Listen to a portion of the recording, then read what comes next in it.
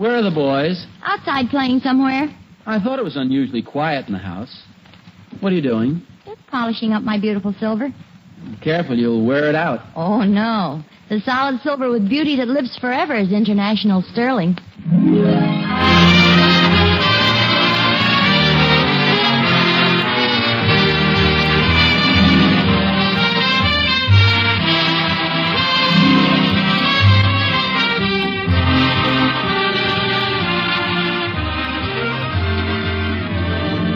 The solid silver with beauty that lives forever is International Sterling. From Hollywood, International Silver Company, creators of International Sterling, presents The Adventures of Ozzie and Harriet, starring America's favorite young couple, Ozzie Nelson and Harriet Hilliard.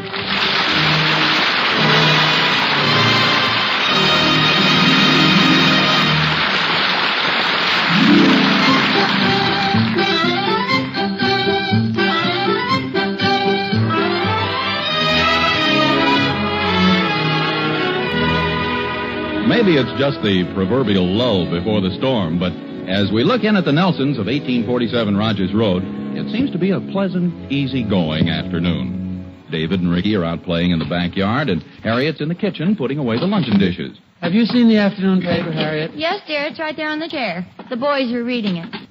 Say, while you're out here, do you suppose you could fix the breakfast nook table? It's practically standing on 3 legs. Oh, that's right. I did promise to fix that. It's been broken several weeks, hasn't it? I think it's longer than that. Hmm? How did it get broken? Don't you remember? You stood up on the table when you put the star on top of the Christmas tree.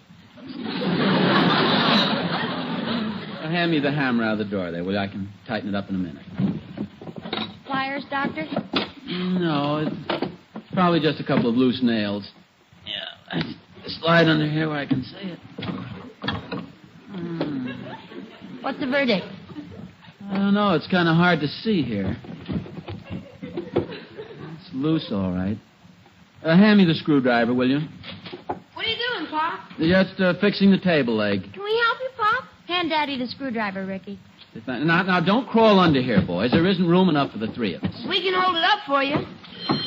The telephone, Harriet. Yeah, I'll get it, dear. Guys, this is neat. Just like a little house. Quit shoving, Ricky. David, I can't work under here with you guys Ow! Who's pulling my hair? Nobody, Pop. You got it stuck on the gum. Ricky, I can't see through the back of your head. Hey, look, Ricky, here's the tennis ball we've been looking for. Hey, look out, will you, David? I want to get out of here. Aren't you going to fix it, Pop? I can't right now. I'll have to get some screws at the hardware store. I don't know why you guys had to come pushing in here when I was trying to work. What are you going to do, Pop? I might as well read the paper. Can't fix a table without the screws. Couldn't anyway with you guys messing around. I agree with you, Barbara, if we could get the other members to see it that way. Throw me the ball, Ricky. Boys, your mother's trying to talk on the telephone. Why don't you play outside? Come on, let's go upstairs. You run up the stairs and bounce the ball down. Excuse me, Barbara. Boys, go upstairs. I can't hear a thing. David's making all the noise. Yeah, that's right. All right, fellas, all right. Come on, outside. Hello, Barbara. Huh? That's one off the door. Where's the sports page? Oh, never mind. Here it is. Here we go, Ricky. Hello, Barbara. Hello, Barbara? She must have hung up. What an uproar. You enjoying your sports page, dear? Oh, yes, very much. What's the football lineup? I'm not sure, but I think Notre Dame is playing tennis with Barbara.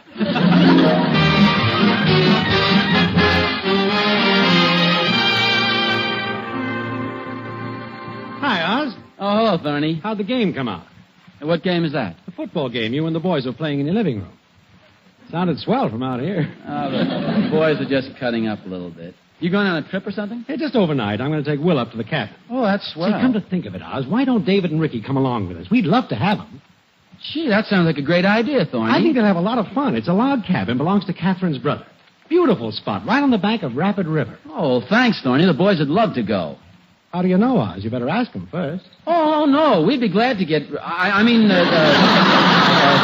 be glad to go. You know, a chance to get them out... for them to get away from the house. We'll take good care of them. They'll be back tomorrow in time for dinner. Oh, there's no hurry. I hope there won't be too much trouble, Tony. No. I get right in with them and have a good time. Remember when I took them down to the beach and played leapfrog and softball with them? Yeah, that's right. That reminds me. Did you ever return that bottle of liniment? Why, certainly. Returned it the opening day of the football season. Get the boys ready, Oz. I'll be by for them in a little while. Okay, Thorny. Gee, thanks a lot.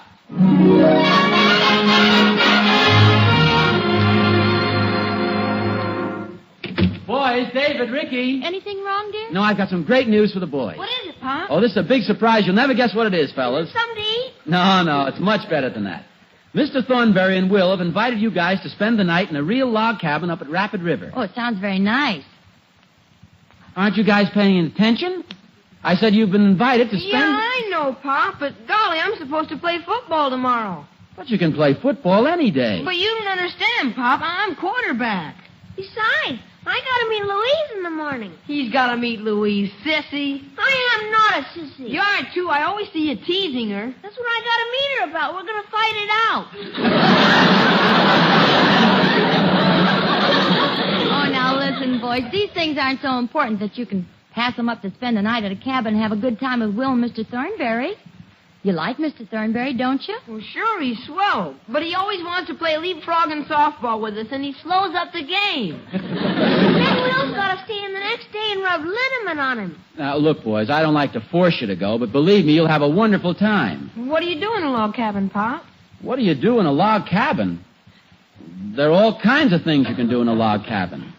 There's probably a big fireplace and a huge log blazing, and you probably have popcorn and apples.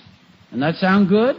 Yeah, that sounds good. It's real fun. Then when you go to bed, you can probably have a pillow fight, throw the pillows around, jump up and down on the beds, feathers flying all around. Can we do that? Of course. Did you ask Mr. Thornberry?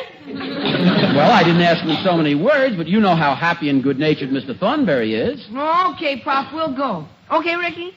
Sure, we'll go if you want us to, Pop. Well, it's not that I want you to. I just don't want you to miss such a good time. I'll tell you something else. You can use my small suitcase if you want to. Can we, Pop? Hi, that'll be neat. Come on, Ricky, let's pack our stuff. What's all the excitement all of a sudden? We're going to use Pop's suitcase. Oh, it's very interesting. So they finally decided to go, huh? Yeah, you know how kids are. Oh, that was nice of Thorny to invite them. I hope they behave themselves. Oh, they will. It'll be sort of pleasant to have the house just for the two of us for a change, won't it? Only one thing worries me. What'll we do for noise?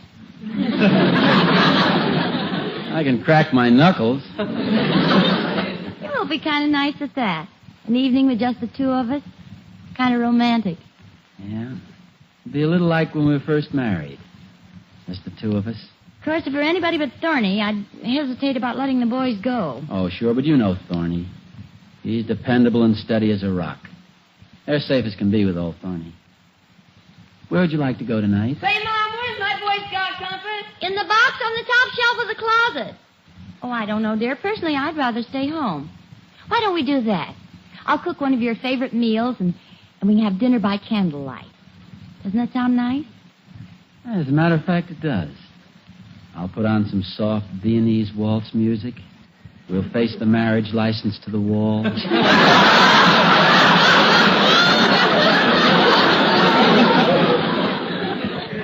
I'll sit there and leer at you.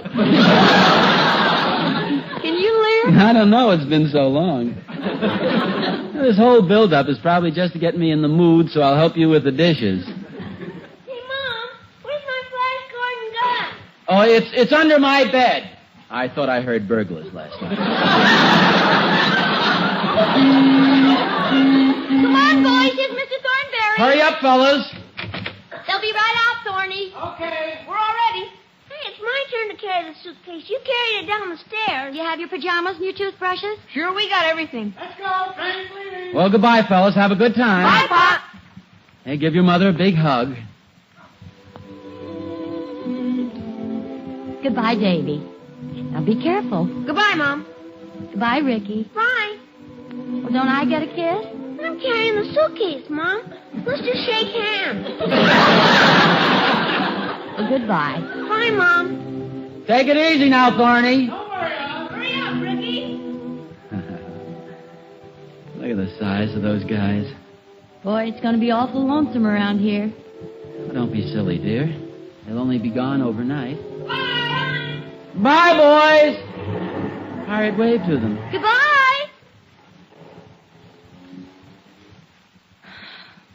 Well, let's go inside, dear. I think it's going to rain. There's a big drop of water on your cheek.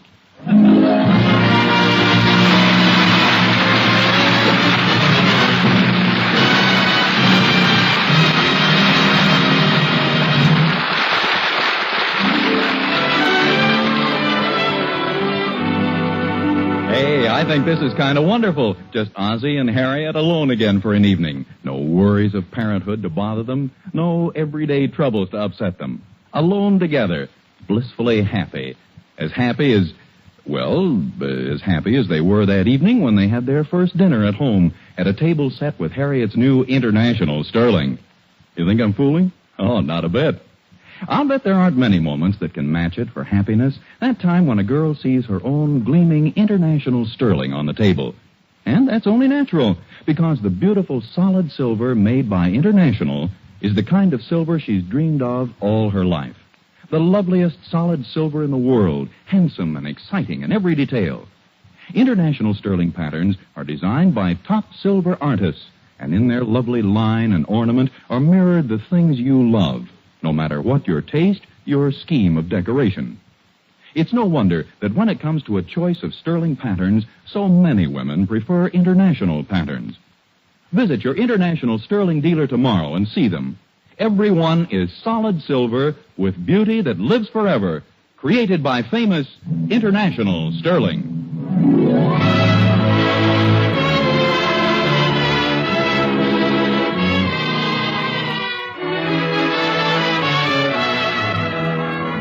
Yes, David and Ricky have gone visiting for the night. And over the Nelson household hangs a strange and unaccustomed atmosphere of peace and quiet.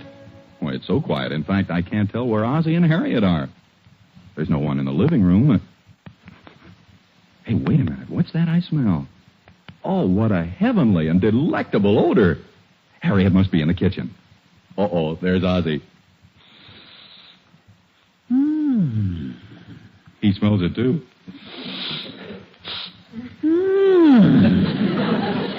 He gets up, he follows his nose. It's raised into the air at a 45-degree angle. Alert to that tantalizing scent, determined to trace it down to its source. He leaves the hall, nose held high and twitching, through the living room, the dining room, into the kitchen. Hello, dear. In a trance, Ozzie walks right past Harriet, over to the stove. He takes the lid off the kettle and... Ambrosia. Nectar of the gods, food fit for a king. What is it? Mulligan stew. Can't spoil my appetite. It smells delicious. No, dear, Mulligan stew. Remember the stew I made for you before we were married? Oh, sure, and after we were married. We had it practically every night the first year. Well, vegetables and stew meat were cheap. Besides, it was the only thing I knew how to cook. Oh, what difference did that make? I had Mulligan stew and you. Well, now get out of the kitchen. Dinner isn't ready yet. I can remember the first time you made it.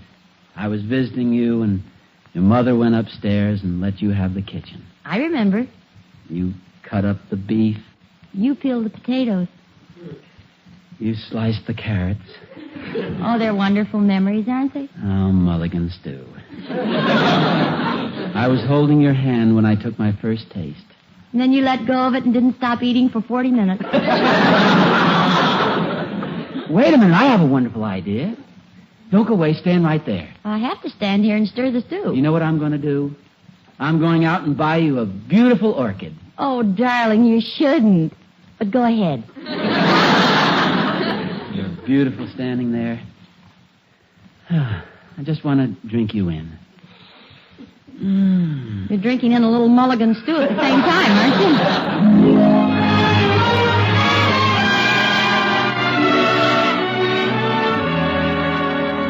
Yes, they left about an hour ago, Mother.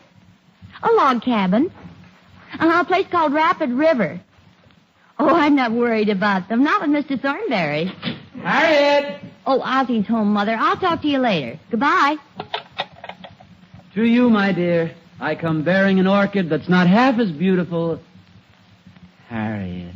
I thought I'd surprise you. You put on your strapless evening gown just to have dinner with me. Why not? I bought it for a special occasion. Something the matter? I can't seem to find any place to pin the orchid.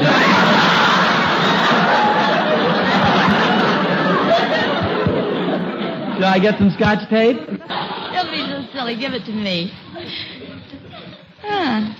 Oh, well, I'll think of something. Hey, wait a minute. If you're going to wear a formal dress, what about me? I don't have one to fit you. I know what I'll do. Where's my tuxedo? Oh, Ozzie, do you mean you'd break down and put on your tuxedo? Well, of course. If my wife can go to all the trouble... What's the matter? Nothing, really. Well, something seems to be bothering you. How did you get snapped up in the back all by yourself? How do you suppose a girl gets snapped up in the back before she's married? Don't think that thought hasn't occurred to me.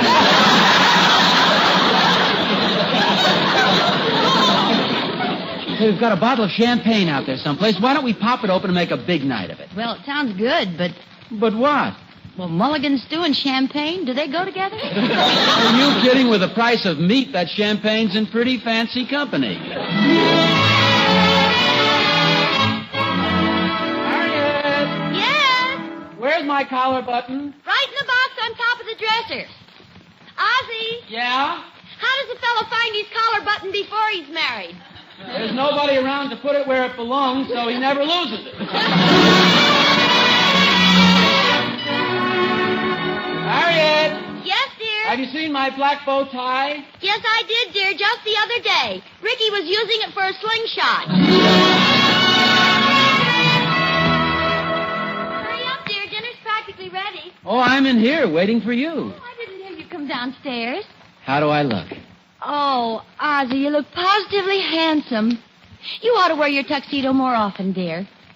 Button the coat. It's pretty warm this evening. Besides, I think somebody moved the buttons. I can't seem to close it. Oh. Well, get away from the table so I can see all of you.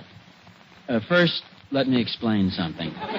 Evidently, the cleaners got the trousers mixed up because the ones that were upstairs just won't go on at all. Oh, really? Isn't that strange? Besides, I'll be sitting down. You won't even see my corduroy pants. Here, let me help you with your chair, dear. Thank you. Oh, Harriet, that smells so good. Is there enough for seconds? Well, you eat up that helping first. How is it? This is a pretty big helping you gave me. It isn't good. Oh, tell me the truth. Did I leave something out? No, I don't think so. Everything possible seems to be in it. It's been so long since I made it. Oh, well, that's all right. Let's be gay. Where's the champagne? Right there in the ice. Oh, how clever. I never would have thought of this. A red clay champagne bucket. What did you do with the geranium? It's out in the kitchen.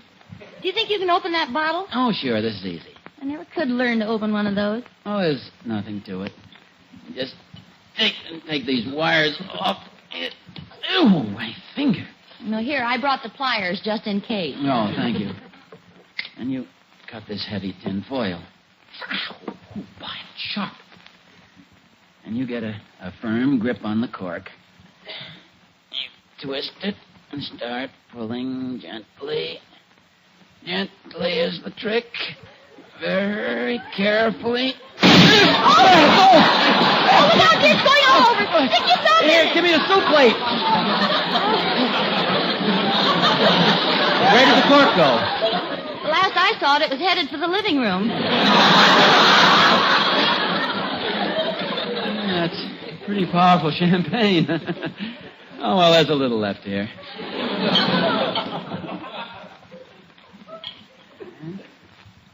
And for you. Now, don't touch it yet. Just a minute.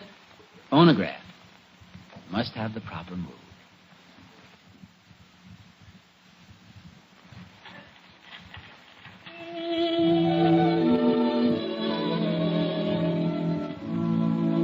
Oh, that's beautiful, dear. May I propose a toast to Harriet? She walks in beauty like the night of cloudless climes and starry skies.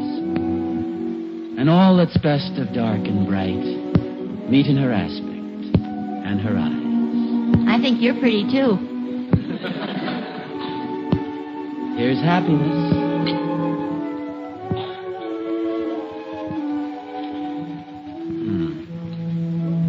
Would you mind very much if I switched to milk? No, not at all, dear. It's right in the pitcher. In fact, you can pour me a glass while you're at it. Where are you going? We're just getting this sweater. It's kind of chilly. I hope the boys have enough blankets up there. Oh, Harriet, as long as you're up, would you mind... thanks. Never did like that record. Too many violins. Listen to that rain come down.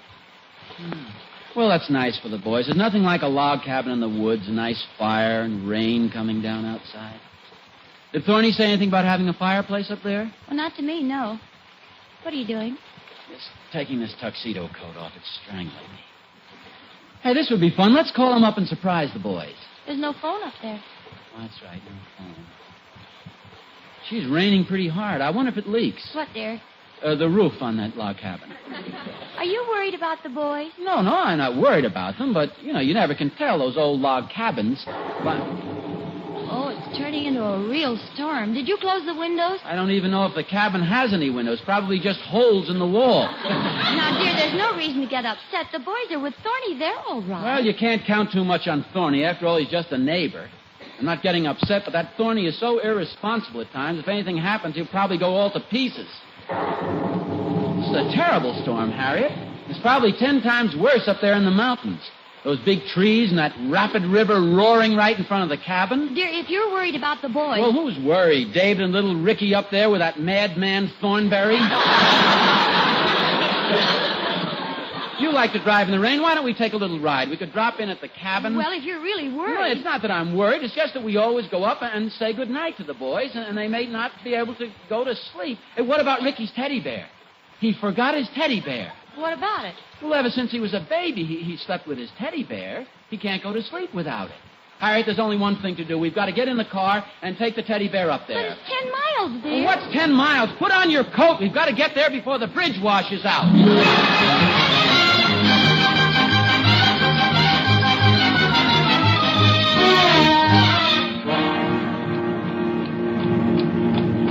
Poor little Ricky. I don't know why I didn't think of the teddy bear before. He'll never go to sleep without it. How he loves that teddy bear. Remember when he chewed an ear off it and we found him eating the sawdust? I also remember you stuffing it full of cornflakes. Well, I figured if he's going to eat it, he might as well get some nourishment. Oh, by the way, you can shut off the windshield wiper. It stopped raining. Probably just a lull in the storm. When do we reach this rapid river? I don't know. Thorny said it followed the road. Well, that must be it down there, dear. Doesn't look very rapid. There's not a drop of water in sight. Well, where's the river? Gee, and now the moon is coming out. What's wrong with the climate around here, anyway? Oh, slow down, dear. Isn't that Thorny's car beside that cottage? Oh, yeah. Say, that must be the cabin. Oh, this is a beautiful little place. Seems very quiet. Whole neighborhood's quiet. And don't forget the teddy bear. Everybody must be sleeping. Ozzie. All of a sudden, I feel silly. Me too. Let's go home, shall we? You took the words right out of my mouth. Harriet, Yes? if you don't tell anybody we were here, I won't either. What's the deal? The car's over this way. No, it isn't, dear. I can see in the dark. Look out, the trash can!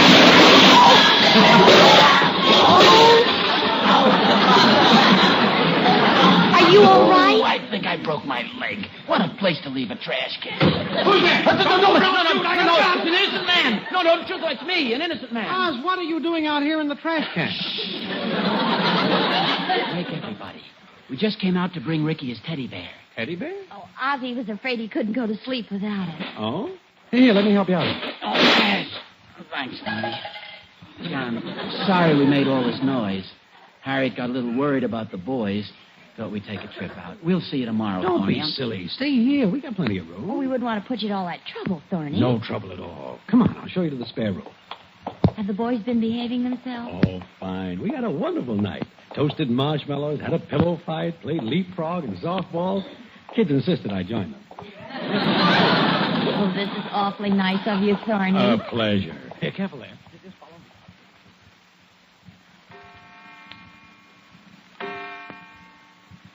Where are you going, dear? Oh, I'm sorry. I thought you were asleep. I'm going to take this teddy bear to Ricky. I'm afraid he's lying awake in there. Oh, well, hurry back there and be as quiet as you can.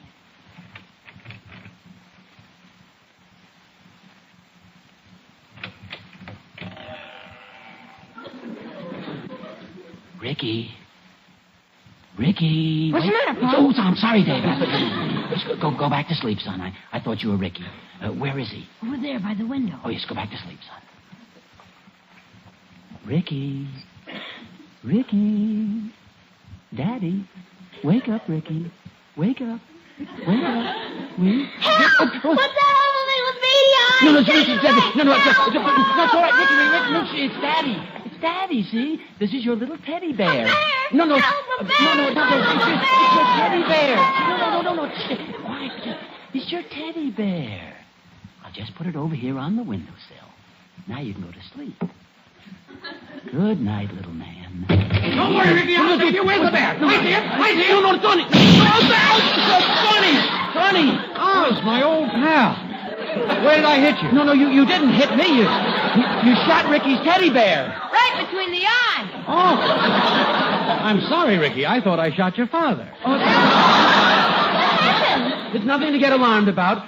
Thorny just shot Ricky's teddy bear. That's okay. I hate it. Shoot it again. No, what's all that stuff flying in the air? Oh, my goodness. Sit down and get some milk, Thorny. We have cornflakes for breakfast.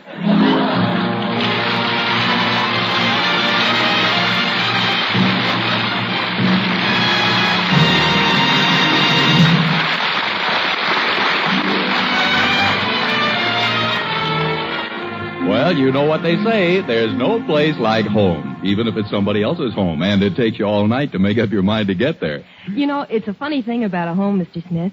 No matter what its outer appearances are, it sometimes takes only one little thing to make it seem almost perfect. Like David and Ricky and Harriet and Ozzie all being together as they are now. Mm-hmm. And it works in other ways, too. Like when we had to live in a trailer before we found a house a few months ago. That trailer wasn't very much like the home I had in mind. But every time I set the table with my international sterling silver, I somehow felt much better about it. Well, it does make a difference when you have international sterling on the table. There's a kind of magic about it that makes everything gleam with a sort of dignity and stature. You mind if I ask what international pattern you have, by the way? It's Prelude. And you can put me down as saying it's the loveliest pattern there is. It's so graceful and delicate, and those tiny flowers carved at the top of the handle are beautiful. Oh, I agree. And, of course, Prelude is amazingly easy to buy, just the way all international sterling patterns are. Your international dealer will gladly arrange a helpful payment plan suited to your budget. And then there's the very wonderful fact that international sterling prices haven't been raised. Unlike many other makes, international sterling costs no more than in 1944. So every woman who's thinking of buying her silver should certainly see international sterling, the solid silver with beauty that lives forever.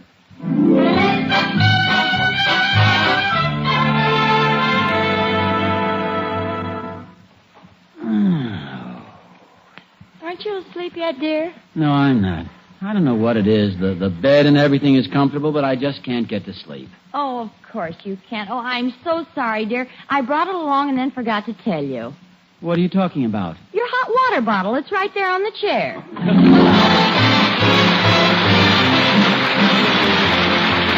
Tune in again next week to another adventure of Ozzie and Harriet, starring Ozzie Nelson and Harriet Hilliard. And remember, the solid silver with beauty that lives forever is international sterling. Yes, Harriet, the solid silver with beauty that lives forever is international sterling. Appearing in support of Ozzie and Harriet were John Brown, Tommy Bernard, and Henry Blair. Original music was composed and conducted by Billy May. This is Vern Smith speaking. This is NBC, the national broadcasting company.